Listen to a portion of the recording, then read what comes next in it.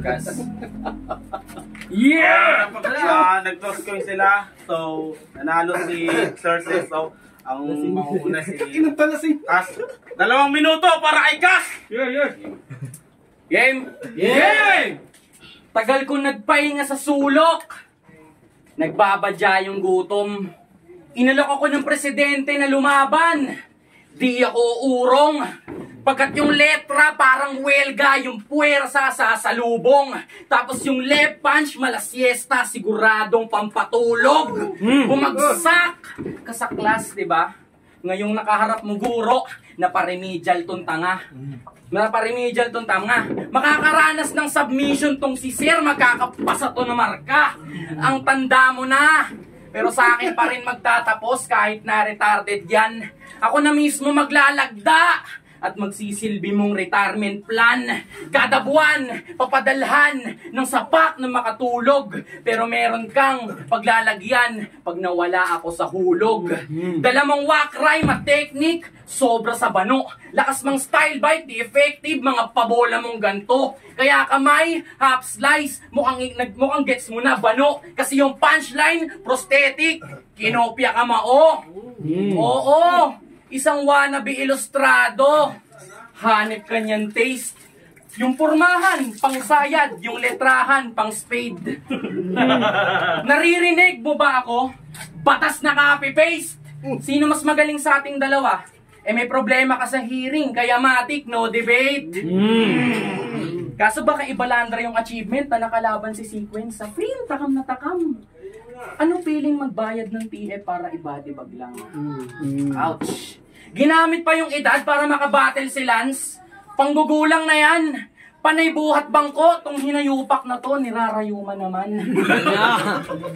Dun ka sa bench, feeling superstar at henyo pero di ka solid dumakdak. Subukan mo magpakasakuragi, sasapitin mo sa akin, gory malala. Nasaktan pa sa call out ni GL.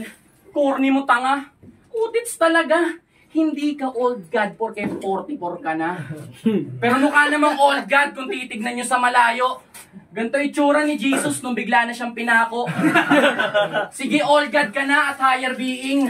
Wala namang kaso. Tuloy lang sa trabaho. Pagkat walang pake sa higher up, ako'y bastos na empleyado. Kung usapang rap. Wait lang, pagbigyan natin. Yeah. Kung usapang rap, matagal na ako. Habang ikaw, sa banda na aliw. Wala ka pa sa prime, tatang, pero lulubog na yung karir. Kung isusumbat mo sa akin, na pinabattle mo ako dito, mukhang gets mo na baliw. Na ganito manampal ng boss, pang employee of the year.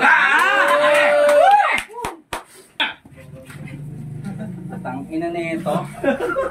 Kung anong sinasabi, damuho ka. Iwasan mo mag-hangover ha, kung sang-sang ka na pupunta. Hangover, sang-sang na pupunta. Ganun mag-rebat, naka-multi. Tsaka, nasa nete. Kasi ganun pre. Sorry. Alam nyo, mamamatay ito sa akin kahit mag-type ng bago Bix. Panis yung Xerxes sagad sumusulat sa manuscript. Kung usapan lang X, di magpa-follow ng bitch. Pagkat ako, IG, walang paki sa meta kahit pa ma-restrict. Walang paki sa meta kahit pa ma-restrict. Walang paki sa meta kahit pa ma-restrict. Ako ang realist. Mapabattle mo no tracks, same pa rin ang operation. Pagkat di sumasakay sa trend, para masabi lang na station. Nararamdaman ko ka ba mo? At na-measure ng gusto. Ang tanda mo na, Diyos ko. Nakakatawang new school pa yung magle-lecture sa iyo. Parang may hypertension. Kanyang gesture, magmaoy ang gulo. Pagkat ICU, yung pressure dumadaloy sa dugo. Di ba dating rakista ka? Pero bakit ka nandito ngayon, kaksaker? Namatay na yung master rapper, di na namin kailangan pa ng cancer. Diyos ko! Dapat dito sinasaksak ng straw sa Tetra Pak. Sabay rewind sa linya, paikutin yung tape, classic Betamax. Dugo, Betamax. Naku, sunog to sa akin after. Tsaka ganun magsalin ng blood. Swabe sa pag-transfer. Speaking of transfer, Dating rakista pero nag-hip-hop, lumipat na siya. Kasi opportunity madami, baka sumikat bigla. Todo papansin kay Arik para sa league malista. Sarap mong pahigain sa kabaong para makapag-flip top ka na.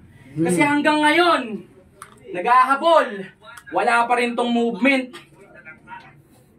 Kasi hanggang ngayon, naghahabol, wala pa rin tong movement. Buti pa si Unicorn na binabuli mo, nasa flip top na kung tutuusin. Kahit si Mike Swift, di ka kukunin. Kahit san mang kupunan. Malas mo naman. Dahil ka pa ng bahay nyo, no? Naranasan sunugan. Pero ganun pa man, napili niyang paraan. Pero ganun pa man, naisip niyang paraan. Pero ganun pa man, naisip niyang paraan sa Lord lumapit. Pero, wait lang. Sige lang. Nalimutan ko rin yung akin eh. Ay na. Pero ganun pa man, naisip niyang kaya naisip niyang paraan makipagtulungan sa Lord lumapit. Pero ganun pa man, yung pupuntahan doon sa langit. Kahit yung plot, baguhin. I-graph yung movement. Di mapipigilan kahit may subordinate. Magpatulong ka man kay Absalom, Ori, Slosage, Axis. Wala pa rin coordinate. Math bars. Di ko na sinama yung triangulo. Bilang respeto sa Makata. Tsaka ayoko mag-reference ng Bermuda sa plain mong lines, baka lalong mawala ka. Ako patunay na may karma. Maaabot mo na nirvana. Paiikutin sa lapag hanggang lupa'y sumagana. Gagawing pataba, magiging babala sa susunod na gagambala. Ngayong wala ng anggulo, masasagot mo na yung tama. Pangalawang. Nakagago talaga. Sorry. Dinamay pa yung jowa ko. Sorry. Tangina mo. Dinamay pa yung jowa ko. Tangina mo, wala ka ditong maluloko pare. Di ko na idadamay si Ate Camille, wala namang kakantot dun yun. Tangina naman kasi. Ka na uminom, matanda ka na. Game. Bandi ba ako? Yung round na to, seryoso muna tayo. Hindi, yung round na to, inaalay ko sa mga sumuko sa pag-abante. Para mahiwa, gaan ng pangarap, dapat matutong lumag-ari. Ang puntong nais express, ito lamang mga tropa. Huwag niyong gayahin si Cerces, tambay sa UGs at Pornhub. Malibog na lolo na mahilig sa lolo. Kahawig mo si Vegeta nung binagbag ni Goku. Podso, unggoy na to. Di mo ako matatalo kahit meron kang Dragon Ball pang wishlist. Walang sense itong si Cerces habang ultra aking instinct. Speaking yung kalibugan nito, yung mga babae sa Sokmed, hinaharas niya palagi. Galawang sa Kuragi, binobola pa ni Mangi. Ganyan na ganyan yung tira na ipapasa niya kay Kobe. Tangina, Father of the Year, bigyan ng trophy. Magpasalamat ka kay God dahil di babae yung binigay sa'yo, Brad. Baka kasi bumaliktad. Di malabong si Otits maging tito badang sa sarili niyang anak. Di, pero mabait si Cerces. Tinuturuan niya si Kobe sa basketball ng mga beshot. Una, behind the back. Crossover. Tapos choke slam, sabay leg drop. Pinanood ko yung highlights mo sa Varsity nung 1983. Di na to set up. Yung hairline mo, parang si James Harden. Ang galing din mag-step back. Piling Lebron, porque napapanot na to. Gago ka po. Kung usapang milestone, pagiging warrior, mas lamang ako ng step, kaya mananalo ako. Mula rap lines, flip top tryouts, kisan. Lahat kinilusan, walang hassle. Kitang-kita, I am 3 steps ahead. Kung usapan lang ay travel, maraming nilakbay. Yan ang pinagkaiba natin, bay. Pagkat nasa banda ka pa lang, sumisigaw, ako nasa hip-hop na, nagbabattle cry. Pinagbuksan ng pinto ni Da Vinci. Todo magpasikat, kaya yung mukong nagpabida. Dahil sa Da Vinci, yung bitch nagkakulay, ikaw yung pinintang Mona Lisa, tol mahina. Ewan ko ba kung bakit pa rin nangangarap yung damuho na yan. Binigyan mo sarili mo ng sequence, pero bakit ka pa rin naguguluhan? Kung nalilito ka sa sarili mo, ako ang solusyon. Merong lunas na dala. Ngayon naglagay ka ng kas sa palabas, matatauhan ka na. Kaya mag my day ka na lang ng mga TikTok tanga ka. Kasi doon ka lang naman may pinapakitang maganda. Ako'y estudyanteng ibang klase. Ako'y estudyanteng naki-sit in, ibang klase yung tagpo. Wala sa edad, kundi sa XP, nakabase yung laro.